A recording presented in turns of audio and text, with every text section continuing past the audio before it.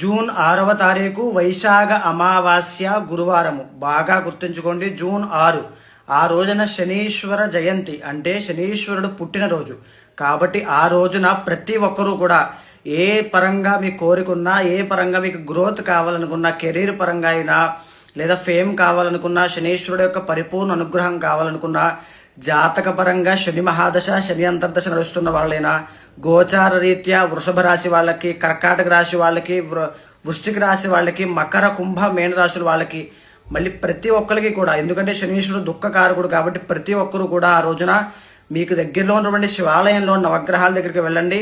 శనీశ్వరుడికి నల్ల నువ్వుల నూనెతో అభిషేకం చేయించి కేజీ-పావు నల్ల నువ్వులు దానంగా ఇవ్వండి. ఆ రోజున ఒక్క రోజున మాత్రము ఆయిల్ ఫుడ్ తినకుండా ఉండడానికి ప్రయత్నం చేయండి. ఆ రోజు నేను పెట్టేటువంటి మంత్రాన్ని పారాయణ చేయండి వీలైన సార్లు, లేదా 19 సార్లు అయినా పారాయణ చేయండి. దీనివల్ల శనీశ్వర అనుగ్రహం పరిపూర్ణంగా కలుగుతుంది. కనీసం